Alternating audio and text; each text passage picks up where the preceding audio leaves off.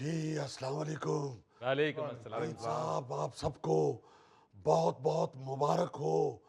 हमने आखिरकार दिन रात मेहनत करके अल्लाह ताला के बेपाया करम से हमने IMF की तमाम शराइत पूरी कर ली हैं। चले अच्छी बात है, मगर पहले ये तो बताएं मियाँ साहब कि आप दिन रात मेहनत करके भी मौलाना फजलुर रहमान साहब को क्यों ना मना सके। फरीद, अगर तुम एंकर ना होते तो लेडीज बाजार में तुम्हारा मेहंदी लगाने का स्टॉल होना था। मियाँ साहब हद हो गई है। मैंने आपसे सवाल पूछा है, जाती कारोबार के लिए मशवरा नहीं मांगा। तो यार अभी तो इंटरव्यू शुरू हुआ है और तुमने शुरू में ही मनहूस बातें करनी शुरू कर दी। पहले लोगों को खुशखबरी तो सुना लेने दो। अच्छा जी, सुनाए खुशखबरी। हमने IMF की तमाम शराइत पूरी कर ली हैं और अब हमें कर्जा लेने में कोई रुकावट नहीं इंशाल्लाह, बल्कि मुझे तो दूर से जैसे आंधी आती हुई नजर आती है इसी तरह कर्जा आता हुआ नजर आ रहा है। और जैसे हम आंधी आती हुई देख के घर के खिड़कियां दरवाजे बंद कर देते हैं, इसी तरह कर्जा आता हुआ देख के हमने तिजोरियों के बटुओं के बल्कि जुराबों के मुंह भी खोल लिए हैं। मियाँ साहब जराबों के मुंह खोल दिए। हाँ, वो आपके लिए ही बताया है, क्योंकि आप जैसे लोग, मुझे पता है जब ड्रामे की फीस मिलती है तो आधी फीस जराबों में घुसेड़ के घर दाखिल होते हैं। ਮੀਆਂ ਸਾਹਿਬ ਤੁਸੀਂ ਅੱਧੇ ਦੀ ਗੱਲ ਕਰਦੇ, ਇਹ ਥੈਲਾ ਤੇ ਸਾਰੇ ਪੈਸੇ ਜਰਾਬਾਂ 'ਚ ਪਾਉਂਦਾ ਜੀ। मियाँ साहब कर्जा मिलने की इतनी खुशी, अभी तो इस कर्ज ने IMF के एग्जीक्यूटिव बोर्ड से मंजूर होना है। देखें फरीद साहब, ये कर्जा मिलना कोई मामूली बात नहीं है। आपको मालूम नहीं कि ये कितना मुश्किल काम था, कितनी मुश्किल शराइत रखी हुई थी IMF ने। बिल्कुल वैसी ही शराइत थी जैसी फिल्म के अंदर अमीर हीरोइन का बाप गरीब हीरो के लिए शराइत रखता है। बल्कि फिल्म के अंदर तो कई दफा अमीर हीरोइन का बाप फ्री में भी कह देता है कि जा सिमरन जी ले अपनी जिंदगी। मगर यहाँ ऐसा नहीं है। IMF ने ऐसा नहीं कहा। IMF ने कहा कि जब तक आप शराइत पूरी नहीं करेंगे कर्जा हरगिज नहीं मिलेगा। तो हमने वो शराइत पूरी करके दिखाई है। बिल्कुल। और हमने उसमें देरी भी नहीं होने दी, क्योंकि आप कई फिल्मों में देखते हैं कि अगर हीरो शराइत पूरी करते हुए देर लगा दे तो उस पे कोई और लड़की आशिक हो जाती है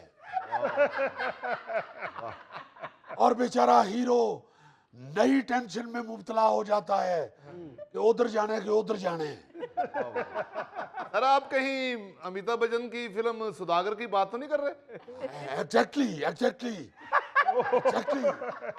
वो गौरी साहब, अक्सर आपके मुंह से निकलता है एग्जैक्टली, मगर आपने बात ऐसी की है कि मेरे मुंह से भी निकल गया है एग्जैक्टली। मियाँ साहब, जिस तरह से आपको इतनी पुरानी फिल्में याद आ रही हैं, मुझे लगता है कुछ ज्यादा ही मुश्किल शराइत थी। बिल्कुल। कोई ऐसी वैसी मुश्किल फरीद साहब, एक शर्त तो वो भी थी जो एक दास्तान में शहजादी अपने आशिक के आगे रखती है कि अगर मुझसे शादी करना चाहते हो तो फिर अंडे के साइज का मोती लेके आओ। बल्कि शहजादी ने तो अपने आशिक को मुर्गी के अंडे के साइज का मोती कहा था। IMF ने तो शुतुरमुर्ग के अंडे के साइज का मोती मांगा था हमसे। तो मियाँ साहब फिर मिल गया इतना बड़ा मोती? कहाँ मिलना था गोगा साहब। फिर उल्टा हमने IMF वालों को समझाया। हमने कहा कि भाई मोती तो समंदर की सीप में से मिलता है, तो शुतुरमुर्ग को तो तैरना ही नहीं आता। ਉਹ ਮੀਆਂ ਸਾਹਿਬ ਵੈਸੇ ਵੀ ਸ਼ੁਤਰਮੁਰਗ ਨੂੰ ਪਤਾ ਲੱਗ ਜੇ ਨਾ ਕਿ ਮੇਰਾ ਕੋਈ ਆਂਡਾ ਚੁੱਕਣ ਲੱਗਾ, ਚੋਰੀ ਕਰਨ ਲੱਗਾ, ਉਹ ਤੇ ਬੰਦੇ ਤੇ ਹਮਲਾ ਕਰ ਦਿੰਦਾ। है देखो ना, जेड़ा जानवर अपना अंडा नहीं चुकन देंदा वो मोती कितों चुकन देगा। चले जी, आप लोगों को मुबारक हो कि आप लोगों ने शराइत पूरी कर दी। अब तो ये बता दें कि मौलाना फजलुर रहमान ने आप लोगों के साथ किया क्या है? फरीद, इंग्लिश फिल्म में तुम्हारे जैसे बैरी जहाज के ड्राइवर होते हैं। ओ मियाँ साहब, इस हफ्ते का सबसे अहम, सबसे गर्म इशू मौलाना को मनाना था। उस हवाले से क्या हुआ ये बताइए। तो यार मैं आपको मुल्क की मईशत के मुतालिक बता रहा हूँ और आपको इस हफ्ते के गर्म इशू की पड़ी हुई है। आपने कौन सा गर्म इशू के साथ करेले गोश्त पकाया हुआ है? अच्छा जी, बताएं मुल्क की मईशत के बारे में। बहरहाल मैं तो रब्बुल इज्जत का शुक्र अदा करता हूँ कि उसके ही बेपाया करम से, उसकी रहमत से और अवाम की दुआओं से जिस तरह हमारे पाकिस्तान के हीरो अरशद नदीम ने ओलंपिक में अपने अपने नेज़े को 92.97 मीटर की छलांग लगवाई है, उसी तरह आपके इस खादम ने मईशत को पूरे 93 मीटर की छलांग लगवाई है।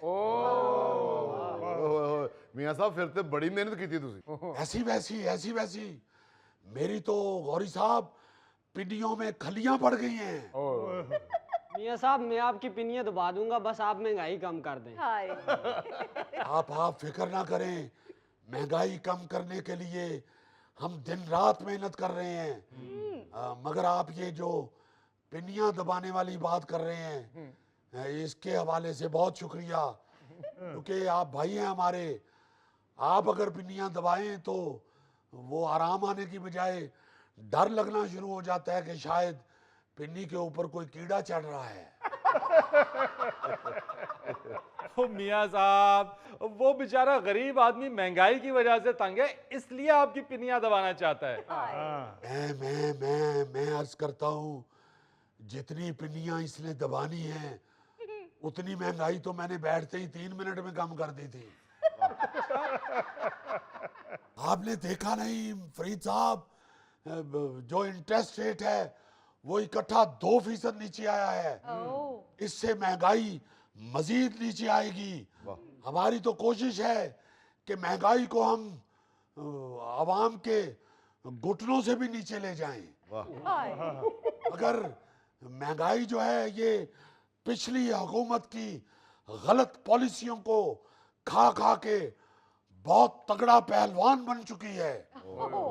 अगर इंशाल्लाह हम लगे हुए हैं, आप फिक्र ना करें, अल्लाह ताला की करम नवाजी से हम अपने मकसद में कामयाब होंगे।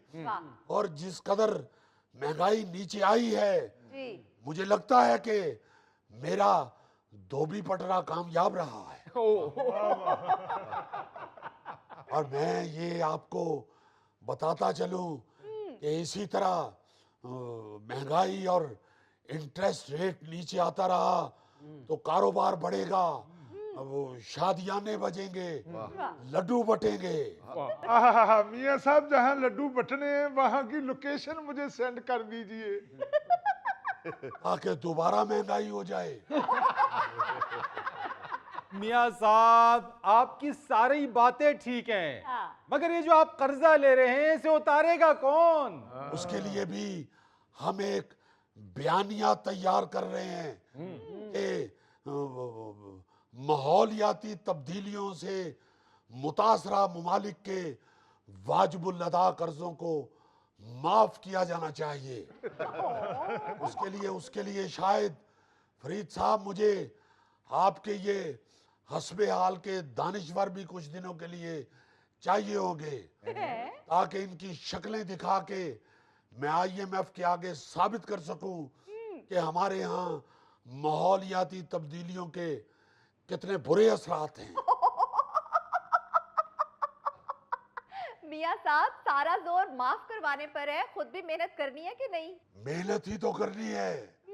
इंशाल्लाह सारी कौम मिलके मेहनत करेगी। जी। उसके लिए मैंने तो अपने वजीर खुराक से ये रिक्वेस्ट की है कि 2 साल के लिए पूरे मुल्क में लस्सी बैन कर दी जाए, दही बैन कर दिया जाए, ये जमाइयां लेनी बंद कर दी जाएं और खराटों पे पाबंदी होनी चाहिए। हमें अब सुस्ती का मुजाहरा नहीं करना। हाय हम जो एक दूसरे की कमर पे हाथ मारते हैं या एक दूसरे के हाथ पे हाथ मारते हैं, ये अब हमें छोड़ देना चाहिए। हमें सिर्फ मेहनत करनी चाहिए। और ये जो हम थड़ों पे बैठ के गलियों मोहल्लों में सोटी के साथ कमर पे वायलिन बजाते हैं, ये भी बंद करनी चाहिए। ये जो हम रोटी खोल दियो के बाद दौड़े लगाते हैं, ये बंद होनी चाहिए। और हम किस बेईमाना अंदाज में खुराक पे टूट पड़ते हैं। हाय मैंने तो वजीर दाखिला से भी कह दिया है कि शादी में जिसके कुर्ते के ऊपर सालन गिरा हुआ देखे उसे गिरफ्तार कर ले। मैं गोगे तू ते हर ब्याज ही फड़ाए जाएगा। हद हो गई है, हद हो गई है। हम इतने फारिग लोग हैं, हम दूल्हे की जूता छुपाई लेने के लिए 1.5 घंटा बहस करते रहते हैं। वो जिन्हें दी जुती होती अद्धी कीमत फड़ाओ तो निकलो तो। ओ माय गॉड, वाकई मियां साहब इसमें तो बहुत ही टाइम जाया होता है।